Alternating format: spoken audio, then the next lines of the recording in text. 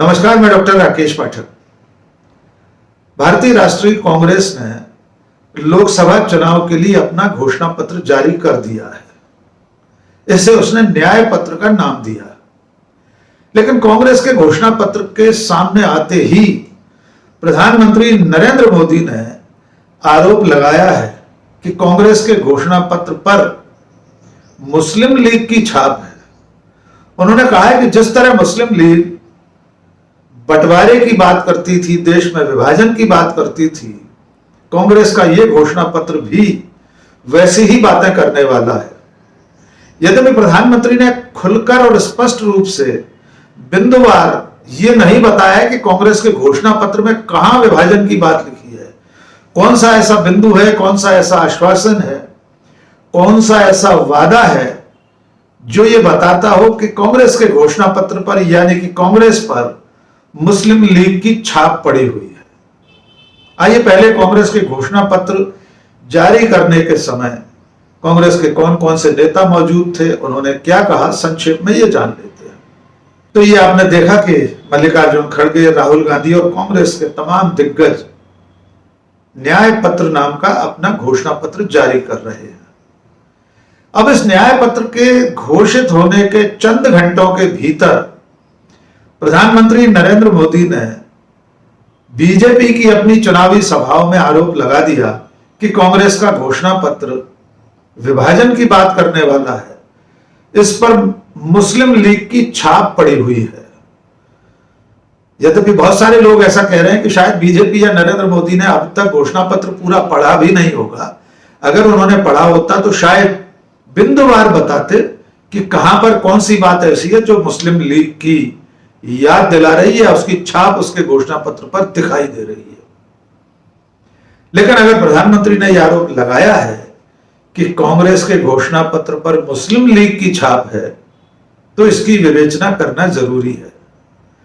जैसा कि कांग्रेस के मीडिया विभाग के चेयरमैन जयराम रमेश ने कहा है कि प्रधानमंत्री इतिहास नहीं जानते, इसलिए वे इस तरह का आरोप लगा रहे हैं।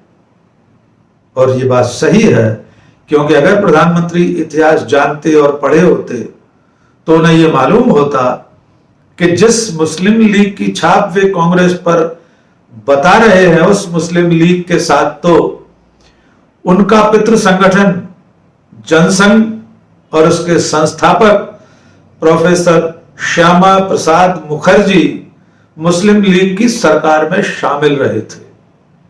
अगर इतिहास जानते होते तो उन्हें मालूम होता कि इस वक्त भारतीय जनता पार्टी के आदर्श पुरुष विनायक दामोदर सावरकर और उनकी हिंदू महासभा आजादी से पहले 3 प्रांतों की सरकार में मुस्लिम लीग के साथ शामिल थी। जी हां दोस्तों, आपने बिल्कुल ठीक सुना है। सावरकर की हिंदू महासभा और उसके तत्कालीन अध्यक्ष श्यामा प्रसाद मुखर्जी मुस्लिम लीग के साथ सरकारों में शामिल थे। लेकिन इस बारे में बात करने से पहले मुस्लिम लीग और हिंदू महासभा, इन दोनों के बारे में थोड़ा सा बात कर लेते हैं। सबसे पहले मुस्लिम लीग की बात। जिस मुस्लिम लीग की बात प्रधानमंत्री कर रहे हैं, यानी स्वाभाविक तौर पर मोहम्मद अली जिन्ना की मुस्लिम लीग का उल्लेख वे कर रहे हैं, उस मुस्लिम लीग की स्थापना 1906 में हुई थी। 1906 में ढाका में एक सम्मेलन हुआ उस वक्त के बड़े मुस्लिम नेताओं का, जिसकी सदारत उस वक्त की ढाका के नवाब समीउल्लाह खान ने। ढाका का यह सम्मेलन 30 दिसंबर 1906 को हुआ और अगले ही साल 1907 में कराची में इसका पहला अधिवेशन हुआ। तब औपचारिक रूप से मुस्लिम लीग की स्थापना हुई और इसके अध्यक्ष बने आगा खान। अब बात करते हैं हिंदू महासभा की। हिंदू महासभा की स्थापना 1915 में हुई। मदन मोहन मालवीय इसके अध्यक्ष थे। बाद में 1930 के आसपास विनायक दामोदर सावरकर ने हिंदू महासभा की कमान संभाली। मुस्लिम लीग और हिंदू महासभा भारत विभाजन के असली शिल्पकार ये दोनों ही संगठन थे। मोहम्मद अली जिन्ना और विनायक दामोदर सावरकर, ये दोनों लोग 2 राष्ट्र के सिद्धांत के प्रवर्तक थे। लेकिन यहां यह बताना जरूरी है कि मोहम्मद अली जिन्ना से भी पहले हिंदू महासभा के नेता विनायक दामोदर सावरकर ने द्विराष्ट्र का सिद्धांत प्रतिपादित कर दिया था। सावरकर तो 1923 में अपनी किताब हिंदुत्व में लिख चुके थे कि भारत में दो राष्ट्र रहते हैं, हिंदू और मुस्लिम, यानी हिंदू और मुसलमान दो अलग अलग राष्ट्रीयताएं, और ये एक साथ नहीं रह सकते। और इसके बाद सावरकर ने अगले अधिवेशनों में इसके बारे में बात करना शुरू की, यानी सावरकर ने 1937 में अहमदाबाद अधिवेशन में, हिंदू महासभा के अहमदाबाद अधिवेशन में बाकायदा द्विराष्ट्र का सिद्धांत प्रतिपादित किया। उसमें कहा कि भारत में दो विरोधी राष्ट्र रहते हैं, हिंदू और मुसलमान। ये जो भारत में दो राष्ट्र रहते हैं ये एक साथ नहीं रह सकते। यानी 1937 में औपचारिक रूप से द्विराष्ट्र के सिद्धांत को प्रतिपादित करने वाले पहले व्यक्ति विनायक दामोदर सावरकर थे। इसके बाद उन्होंने 1938 में नागपुर अधिवेशन में भी इसे दोहराया। जिन्ना ने तो इसके बहुत बाद में दो राष्ट्र के सिद्धांत की बात की थी। जिन्ना ने मुस्लिम लीग के 1940 में लाहौर में हुए अधिवेशन में मुस्लिम राष्ट्र के नाम से राग अलापना शुरू किया, और उसके बाद दिल्ली अधिवेशन में, यानी मुस्लिम लीग का जो दिल्ली में अधिवेशन हुआ, वहां विधिवत पाकिस्तान शब्द का उच्चारण हुआ। रहमत अली ने पाकिस्तान शब्द दिया, और उसके बाद दो राष्ट्र का सिद्धांत, दो अलग अलग देशों का मामला गरमाना शुरू हुआ। और हम सब जानते हैं सावरकर और जिन्ना के लगातार इस तरह के प्रयासों के बाद विभाजन की मांग बलवती हुई और हमारा देश दो टुकड़ों में बंट गया। एक राष्ट्र बना पाकिस्तान और दूसरा हिंदुस्तान। लेकिन अब आते हैं असली मुद्दे पर। जिस मुस्लिम लीग की छाप कांग्रेस पर प्रधानमंत्री नरेंद्र मोदी बता रहे हैं, उस मुस्लिम लीग के साथ सावरकर और बीजेपी का जो पितृ संगठन था पहले, भारतीय जनसंघ, उसके संस्थापक श्यामा प्रसाद मुखर्जी का क्या रिश्ता था, उसके बारे में बात करते हैं। दरअसल में 1935 के आसपास अंग्रेजों ने, यानी ब्रिटिश सरकार ने, भारतीयों को सत्ता में भागीदारी देने की पहल की, और तब प्रांतीय सरकारों के गठन के लिए भारत सरकार अधिनियम पारित हुआ। इस अधिनियम के बाद जो चुनाव होना शुरू हुए विधानसभाओं के, प्रांतीय सरकारों के, उनमें कांग्रेस ने लगातार बहुमत हासिल किया। लेकिन 3 प्रांत ऐसे थे जहां पर मुस्लिम लीग और हिंदू महासभा ने मिलीजुली सरकारें बनाई। ये 3 प्रांत थे बंगाल, सिंध और उत्तर पश्चिम सीमांत प्रांत। और इन तीनों ही प्रांतों में मुस्लिम लीग के साथ हिंदू महासभा विधिवत सरकारों में शामिल हुई। बंगाल में सरकार थी फजलुल हक की, और उसमें प्रोफेसर श्यामा प्रसाद मुखर्जी हिंदू महासभा के कोटे से विधिवत मंत्री थे। दूसरी सरकार थी सिंध की, और तीसरी सरकार थी उत्तर पश्चिम सीमांत प्रांत की।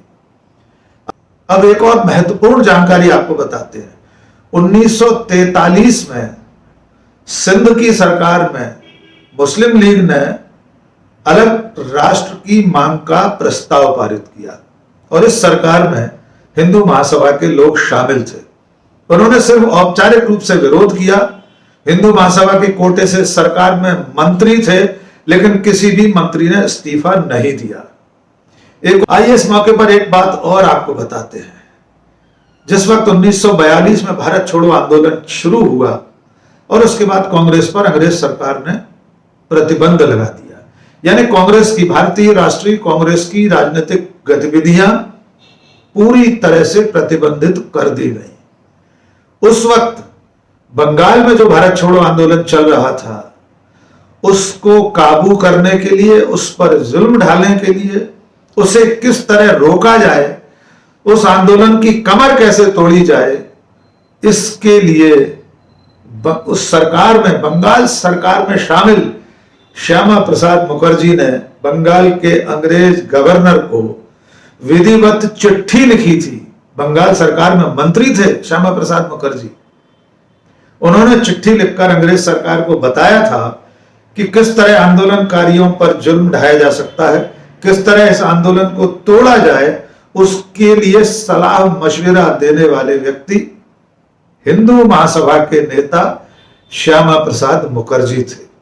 दोस्तों, प्रधानमंत्री नरेंद्र मोदी कांग्रेस पर जिस मुस्लिम लीग की छाप होने का आरोप लगा रहे हैं, उस मुस्लिम लीग के उस वक्त के बड़े नेता मोहम्मद अली जिन्ना के साथ सावरकर वैचारिक रूप से कितने सहमत थे, इसकी बानगी और आपको बताते हैं। 1943 में विनायक दामोदर सावरकर अपने एक भाषण में कह रहे हैं कि मेरा द्विराष्ट्र सिद्धांत पर मोहम्मद अली जिन्ना से कोई मतभेद नहीं है, मैं और जिन्ना इस मामले में एक ही विचार के हैं। इसके अलावा जिस वक्त भारत छोड़ो आंदोलन चल रहा था, तब विनायक दामोदर सावरकर ने अपने पार्टी के, अपने संगठन के कानपुर अधिवेशन में कहा था, अपने कार्यकर्ताओं को संबोधित करते हुए कहा था कि यह बहुत अच्छा मौका है, कांग्रेस पर इस वक्त प्रतिबंध लगा हुआ है, यानी कांग्रेस इस वक्त कोई भी सार्वजनिक और राजनीतिक काम नहीं कर सकती है, इसलिए मैदान खाली है। सावरकर अपने कार्यकर्ताओं से कह रहे हैं कि मैदान खाली है, आओ अपने राजनीतिक संगठन को आगे बढ़ाओ और कांग्रेस के न होने से जो जगह खाली है उसे भरने का काम करो और अंग्रेजों का साथ दो। सावरकर कानपुर अधिवेशन में, हिंदू महासभा के कानपुर अधिवेशन में कह रहे हैं कि आओ हम सब मिलकर अंग्रेज सरकार का साथ दें। और इसके अलावा जिस वक्त द्वितीय विश्व युद्ध चल रहा था, तब सावरकर अंग्रेज सेना में हिंदू युवकों की भर्ती कराने के लिए सैन्य परिषदें बना रहे थे, हिंदू युवकों को प्रेरित कर रहे थे, जगह जगह शहरों में अभियान चलाकर युवकों से कह रहे थे कि अंग्रेजों की सेना में भर्ती होकर अंग्रेजों का साथ दो। तो प्रधानमंत्री नरेंद्र मोदी सचमुच इतिहास नहीं पढ़ते, इसलिए उन्हें नहीं मालूम कि उनके वैचारिक पुरखे विनायक दामोदर सावरकर और उनके पूर्व संगठन, उनके पितृ संगठन भारतीय जनसंघ के संस्थापक श्यामा प्रसाद मुखर्जी मुस्लिम लीग के साथ मिलकर सत्ता में साझेदारी कर रहे थे और आजादी के आंदोलन में अंग्रेजों के साथ खड़े थे। इसके बावजूद अगर कांग्रेस के घोषणा पत्र में, कांग्रेस के न्याय पत्र में कोई ऐसा बिंदु है जिस पर मुस्लिम लीग की सचमुच में छाप दिखाई दे रही है, तो प्रधानमंत्री को उसका उल्लेख साफ साफ करना चाहिए कि घोषणा पत्र के किस हिस्से में, किस पेज पर कौन सी ऐसी बात है जो मुस्लिम लीग की छाप को बताने वाली है। आज के इस वीडियो में बस इतना ही। बहुत बहुत शुक्रिया। जय हिंद।